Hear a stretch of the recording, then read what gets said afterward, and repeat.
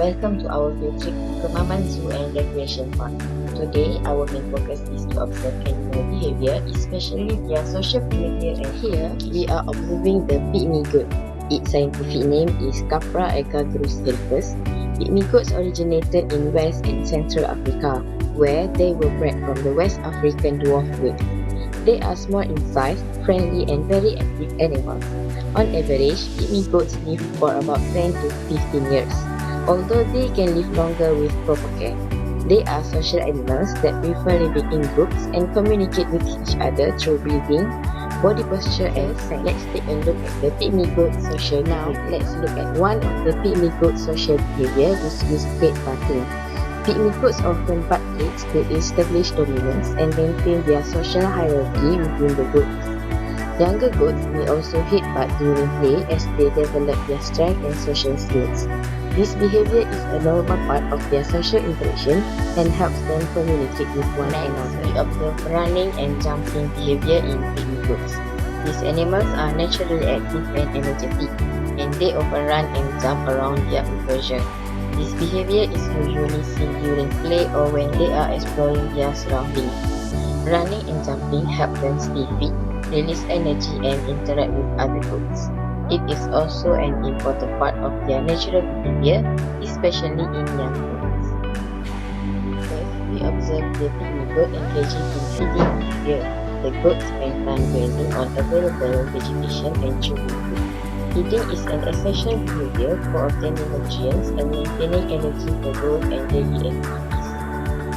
Next, another behavior observed was self-grooming. The pygmy goat uses its mouth and body movement to clean its fur.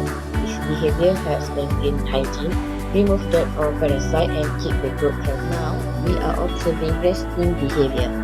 The pygmy goat is seen standing alone in a calm position without much movement. This type of resting allows the goat to stay alert while conserving energy. Even when resting, goats remain aware of their surroundings for safety. Lastly is locomotion behavior. The pygmy goat moves around its enclosure by walking and exploring different areas. Locomotion helps the goat search for food, interact with its environment, and stay active and healthy. First, we observe tactile communication in pygmy goats.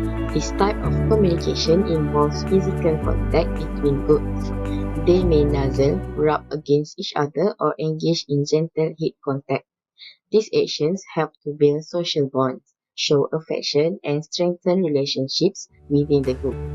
Tactile communication is an important part of their social interaction and helps maintain harmony in the herd. Other than that, we also observe visual communication in pygmy goats. This type of communication involves body language and physical signals. For example, goats may change their ear position, posture or movement to show their mood or alert others. A raised head or stiff body may indicate alertness or dominance, while a relaxed posture shows calmness.